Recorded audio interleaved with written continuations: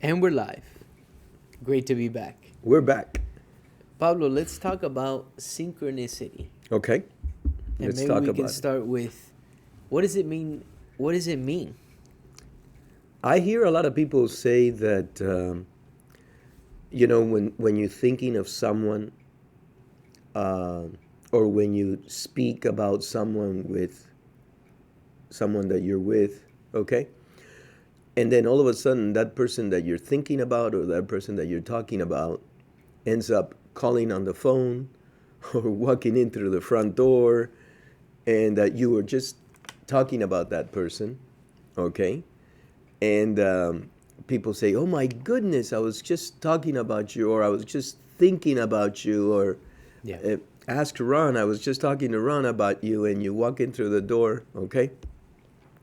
And people call it synchronicity.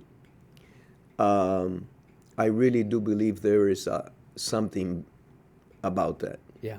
that we can't totally understand it, but your thoughts are aligned somehow with that person, and you're talking about that person, all of a sudden that person calls your business or Yeah. calls your house. That's what I think synchronicity is about, and I really do think there's something to be said about that. It's That almost the thought alone of thinking of somebody somehow connects you with them in the universe, and it's powerful. I looked it up here just to read what synchronicity means, Googling it. In psychology, synchronicity is defined as the occurrence of meaningful coincidences that seem to have no cause. Coincidence, coincidences are a casual, it says. Um, a causal. A causal. The underlying idea is that there is unity in diversity. Carl Jung introduced this concept in his later works.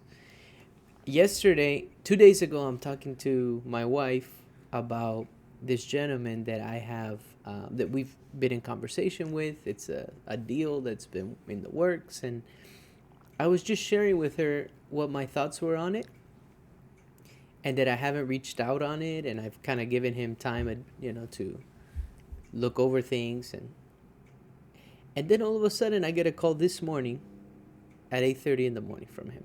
from him. From him. And 2 days ago I was talking about him. 2 days ago at night.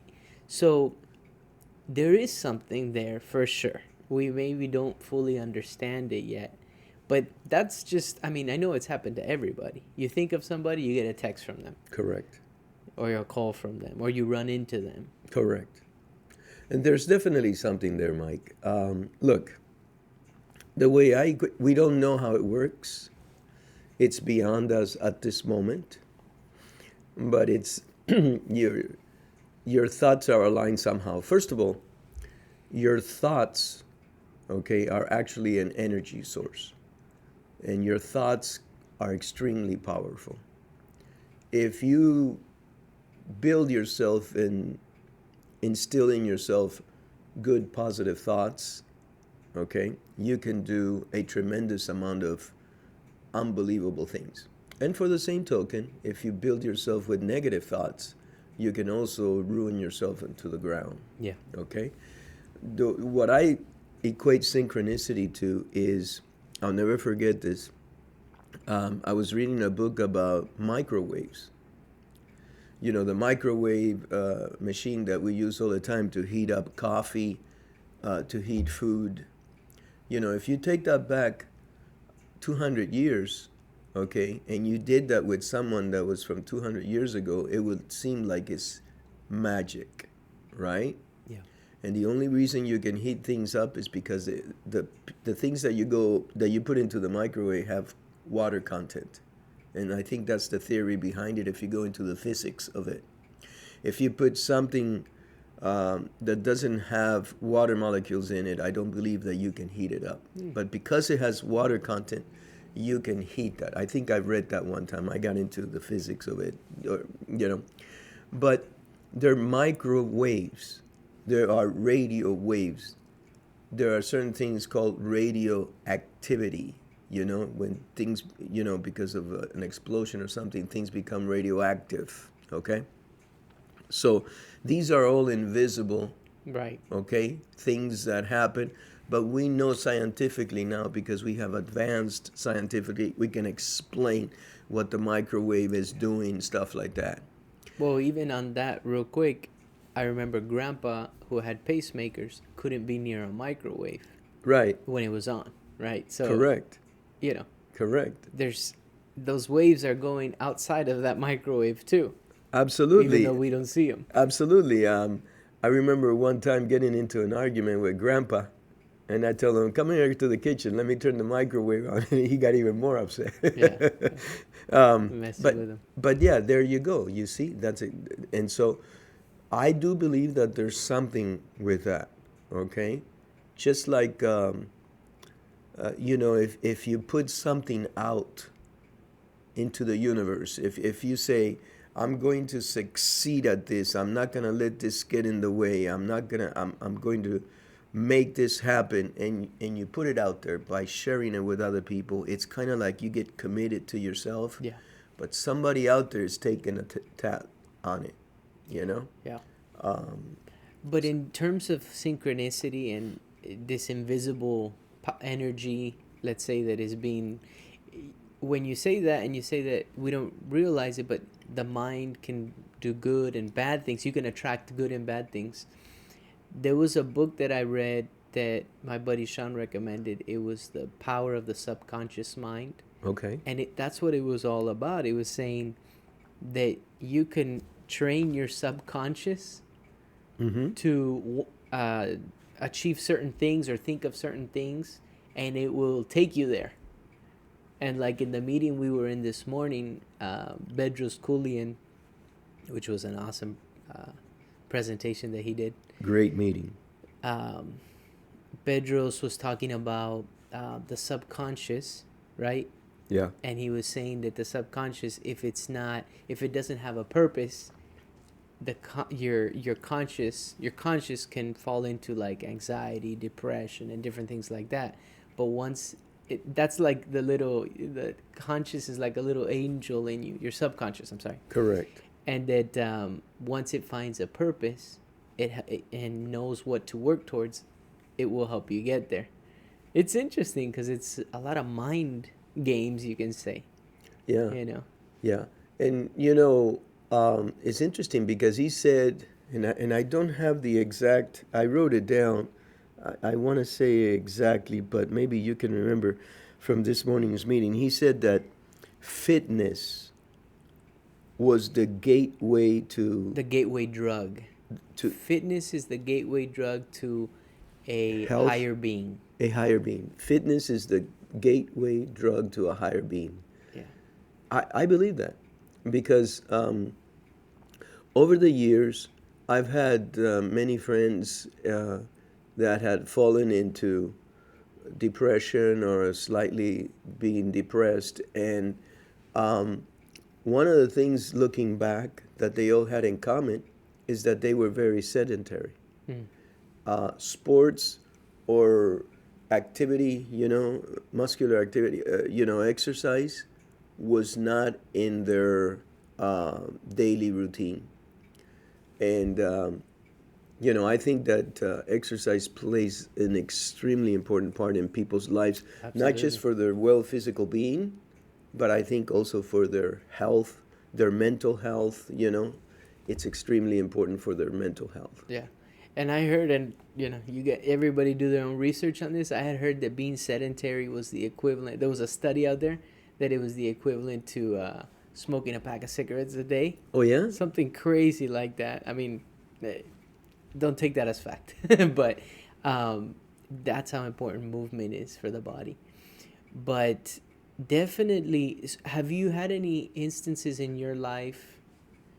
You're coming up on 64 years now. Yeah. Your Oh, my experience goodness. that Wow. that you can say that you had some sort of you put some energy out there and were able to accomplish something or attract something because you put it out there. Is there something that comes to mind? Yes. Several, actually. But one in particular, I remember taking your mom out to dinner, few years back. And on the way back, this is the God's truth. And anybody hearing this, put it into action and see if it works for you.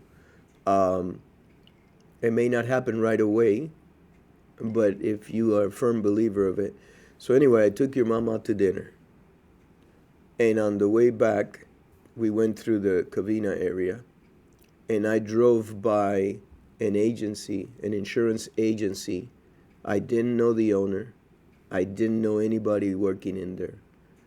I had gone by a couple times only. And I told your mother, one day I will own this agency. God's truth. One day I will own this agency. And I remember her looking at me and saying, oh, do you know the gentleman? No. Well, have you talked to him before? No. How do you? And I said, one day I will own this agency. And without getting too much into it, fast forward a few years, I think it was maybe 3 or 4 years after that, I ended up buying this agency and owning this agency. Yeah. And we did that. You put it into the universe. I threw it out there, and now there's one thing about throwing it out there, and if you go and you sit on a couch and do nothing, okay? Right. But after I had mentioned that to your mom, I took action and I ended up calling this gentleman, saying hello. Hey, my name is so and so. Very, very, we're in the same line of work. Would love to sit with you. I know that you've been in the area for a long time. Why don't we sit and let's talk? Let me pick your brains. Right. What so have you done? You couple it with action also. Action. Yeah. Yeah. But I did that, and it's something that I always think about. Yeah. It's amazing. Yeah, a lot of people say, write down the goals, put them into, or say them, and then you're held accountable not only to your who you say it to, but also to yourself, which Bedros also talked about, which was really cool. He said that when you hit the snooze button, let's say, and you're gonna wake up in the morning and you hit the snooze button, your personal credit score is getting effed up. That's what he said. Diminished. It's getting diminished. You're messing up your own personal credit score. I love that. Yeah. The presentation this morning was absolutely extraordinary. He is a tremendous human being. To be able to admit all the things that he admitted to, that he went through in his life. Yeah. It's just tremendous. And it's a testament to how some people go through a lot and they reach these tremendous heights because, he's a consummate businessman. And I found him to be very down to earth. Yeah. He took the time to take pictures with many people. It was tremendous. But one thing that he signed books. He signed a book. I can't wait to read his book. Man Up. I had bought his book, and a friend of mine came into my office and says, "Hey, that's a great book. I need to buy it." And I said, "Yeah, it's a good book. Have you read it?" "No, not yet. I just got it." And he goes, "Oh, okay, I'm gonna buy it." And I said, "You know what? Take it. I'm gonna end up buying one." And it's been a while, and I gave the book away, and I never got it again. So now that I've got it and signed by him, I'm gonna read it. But one thing that was very interesting that I can relate to is that he said his father, I believe he said he's 84 years old, right? 86, I think. Or 86. Yeah. His father now is 86 years old. And he would always tell his wife, one day we will go to Europe. Right. One day we will go to Europe. One day we will go to Europe. And that day never came. Yeah. And why? Because you didn't put a date to that. Right. It that was a goal without a, he said, a definitive date. without a definitive date. Yeah. And I thought that was super powerful Yeah. because I tell your mother one day we'll go to Europe. Don't worry. Or Egypt. I've been to Europe. You know, I want to go to Egypt, but when am I going to go to Egypt? I don't have it like in 2023 I'm going to Egypt no matter what. You know? In 2023 we're going to Spain no matter what. I've been to Europe, so, you know, but I thought that was extremely important. And before you know it, life goes by. Yeah. Because it's flying by the time. I'm going to turn 64 years old in what, 2 days? Couple days. Yeah, a few days. In 2 days, I'm going to turn 64 years old. And I don't know where the time has gone, you know? I look at myself in the mirror and I see this guy with all this gray hair and who are you, you know? It's very interesting. But getting back to synchronicity, just because we don't understand how it manifests itself or how it works, we shouldn't discount it. Yeah. Because there is something there. I got a good buddy of mine. His name is Juan. I'm telling you, I think about him and all of a sudden he's calling me. Yeah. Yeah. It happens all the time. I mean, everybody. So think positive thoughts. Yes. Think of people and reach out. And I also think what happens many times is you think of somebody, maybe they also thought of you, but no one took the action. Exactly. I think that also happens a lot. Like the day goes on and you just, I didn't reach out. I also think that happens. But the times that they do take action or you take action, and it's like, I was just thinking about you. That's real. Oh, I definitely, because whatever you think, your thought waves, you know, they're actually waves. I've read about it. You know, whatever you think creates, and it also changes you. Now, you know, because you can't scientifically measure something or scientifically bring in accordance on something. There are people that potentially, you know, can abuse it. So you need to be very, very careful. Right. You know, your proximity of people. You need to be careful who you let into your inner circle. Yeah. Like, for example, there was an example where in Vegas there's these people that measure your aura. And based on the measurement of your aura, I don't know because I didn't do it, they give you this dissertation of what you've done, what you can do, and what it's going to happen in your life. It's almost like reading your hand, right? Right. You know, you got to be careful. You can't get too deep into something like this and just 110% believe someone that's okay. Because I think that most of the things that happen in your life are because of you. If you're not happy where you are today in your life, it's your problem. Right. Because of things that you've done. And so you have to be careful. Yeah. Yeah, you could change the outcome. I was talking to a buddy who no longer lives in the United States, moved out. Okay. And moved to Mexico. And he was telling me the American dream is no longer. It doesn't exist anymore. And we were having a back and forth, right? I disagree. Right. And so we were having a back and forth. But I like it. You know, he also does that to poke at me. And that's, I really welcome that. Because it leads to a really nice exchange of ideas. And some stuff I agree with him on. Right? It's not the same as it was in the 1950s or whatever. Well, first of all, you have to describe what is the American dream. Right. To the American dream to him may be one thing, whereas the American dream to you may be another. Correct. But the idea of like being able to open a business, have a family. A lot of people are challenged that now, and they say it doesn't exist. It's too expensive to, things haven't, wages haven't gone up, all this stuff, right? Anyways, we're having a back and forth, and then it came down to something that you and I are always talking about. You say it all the time, and I said, if you don't think that the American dream exists anymore, you're right.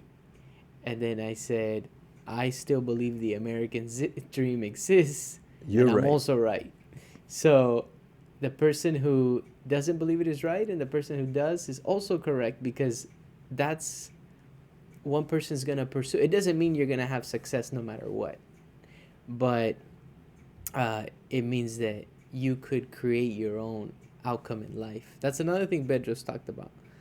And, I say it all the time. We always say it. We create our own economy, is what we feel. Our own private economy. Yeah. Our own, for our house, for ourselves. But regardless of the economy of the world. Now, we're all connected. So we're all affected somehow or another when if we're in a recession, this, that, right? But you can still change the outcome of your personal economy. Yeah. Well, we happen to be in the most wonderful, powerful country in the world. Um, we're not perfect. I know that a lot of people say the United States have done a lot of bad things throughout the world, and you know, um, but Patrick Bet-David, and I have listened to him a lot. I used to follow him a lot, and I remember him saying, I remember many things that he says. He's I have followed him quite a bit. Um, I don't follow him that much now. He's gotten very political, I think, but I have still a great amount of respect for him. But in one of his podcasts, he said something that hit with me because I was born in Cuba. I come from Cuba. He said, you need to be realistic about exactly where do you live. Because if you have these goals and these dreams, and you're in a place that's going to squash these things, that's not going to give you an opportunity to liberate yourself, to do something, okay? Then you need to move to another location. Mm. And this was a while back, but I think he was referring to, I think the country that he was talking about was Argentina. When Argentina at that point in time was going through a tremendous amount of inflation, and there were a lot of regulatory things, and the guy that was asking him questions had a medium-sized business in Argentina, and he says, you may have to move. Have you ever considered moving from Argentina to another country? Also, there was a gentleman from France talking to him, and apparently in France, currently there are tremendous regulations or whatever. But there are a lot of regulations here in the United States. Yeah. So it was a very interesting conversation. But you need to define what is the American dream? What is the, wherever it is that you are, what is because there are people excelling in each and every one of those countries. Sure. Sure. And the fact that we have the ability to even debate that and discuss some of the things that maybe are not going that great in the United States, the fact that you can openly talk about that is one of the, you can't do that in every country. No, you can't do that in Cuba. Yeah. Freedom. Any opposition. Freedom of speech. Yeah, any opposition will be silenced. Now you could say, hey, there's censorship, they hear this, that. Yeah, I mean, all of that stuff exists. It does. And to say that it doesn't occur here is incorrect also. But we still have the ability to voice our opinions, and the word is a very powerful thing. We were talking about, what was it that we were sharing about how history before was just spoken, before the written word, and that's how history was passed down. We were talking about that, Well, it was, well, we were talking about ancient history. And in ancient history, okay, so everybody nowadays can read and write, let's say, or many people nowadays can read and write because of education, the schooling, it's almost like a granted thing, right? But in the older days, most of the people could not read and write. And I'm going back 300-400 years, but we're talking about ancient history. So the only people that had the privilege of being able to write a language down, because language also develops over time, you know. If you go back and you look at English language 200 years ago, it's completely different. Right. It has evolved. And even some of the words that are pronounced the same meant different things back then than they do today. And that is the development of that's why they say if you want to leave an everlasting message, you have to do it in a mathematical type of context, because the written word is going to change, and 1,000 years from now they may not be able to understand it. Yeah. But if you leave something in a mathematical context, for example, I think there is what do you call those time capsules? They put the figure of a man, and then they put the solar system, and they put, what is it, the third planet from the sun, whatever Earth is, and then anybody from anywhere in the universe that would potentially look at that would realize, okay, well, this is what these guys look like. This is the planet that they are inhabited with. And there are other certain things in there that are completely, but it's not written down, hey, this is our planet. Because I live on Earth. Where's Earth? Right. What is Earth, right? It's just like in the Egyptian things, we look at the pyramid and we've labeled things like, this is the king's chamber, this is the queen's chamber, this is the underground chamber. But who knows what they called it thousands of years ago? They would never know that, we're identifying it with today's perspectives. Correct. That's why a lot of people say, if you're making a dig and you're trying to apply our values to that dig, you're lost. Right.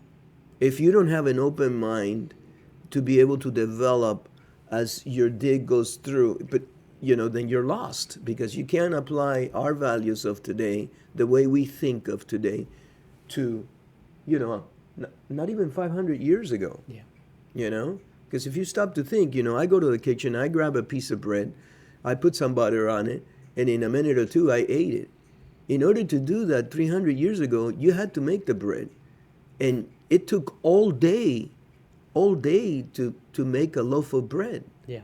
They were tough times, Yeah, access to things and food and technology it's a double-edged sword. But anyway, I digressed. But you were talking about, so... how history was passed. Right. So the way it was passed is by chanting or singing. Yeah. They would get a story, put it in a form of a song, and then people would learn that song and continue to sing it. Okay? And the person doing the singing didn't necessarily know exactly what he was singing about, but because it has tonality, it's an easy way to remember. If you put music to something, a kid will remember it. Like if we had put music to the times table will be easier to memorize. Okay? That's the theory behind that. And so that's how all these ideas, and then you listen to these old songs, and you, depending on what has transpired in the years ahead, you can put some meaning to them, as opposed to just singing that song and it just meaning lost words. Yeah. So it was the chanting, and that's what we were talking about. Yeah. And India, the country of India, is a tremendous country, where there's a thought out there, and I hope I'm not butchering this, but the Egyptian culture came to We've got the ancient Egyptians, and the Egyptian culture, to a certain extent, stops. And we have a million questions that we don't know what happened before. But in the Indian language, this it's my understanding, and I hope I'm not incorrect at this, that didn't happen. They got books, the Mahabharata and things like this. They go back thousands thousands of years, and also their chanting continues. It's a country that has been able to keep the history of their heritage. You know, they can trace back a lot of stuff. India is a tremendous culture, uh, and it's a fascinating country. And there are many things in India that have been built that we have no idea how they did it, man. Tremendous stuff. But essentially, without getting to, is chanting, is what we were talking about. Actually, Graham Hancock also says Yeah. says that. Yeah, and I think also we were sharing how it's valuable to read a physical book. You know, a lot of people don't read anymore. They'll listen to things or just digital thing, but the physical book, there's something to it. And yeah, I think we should do more of Oh it. yeah, of course. I definitely want to read more. But synchronicity, I believe in it wholeheartedly because I've seen it work in my life. Yeah. Um, Many times, I just cited one example, and you can put it to the test. You know, our viewers and friends and family, put it to the test. Put it to the test. You know, and but I mean, really test it. You know, say put out something that you're looking forward to or whatever, and then start doing small steps towards it. Pick up the phone, call the owner of that agency, call, you know, something happened today also that it's extremely important to me, and I'm going to work on it um, and see what happens, you Yeah. know? So put it to the test. You just never know, you know? It's worth trying. It's worth trying. If you believe in something, um, most likely with a little bit of hard work, it can become true. Cool. We'll wrap it up there. All right.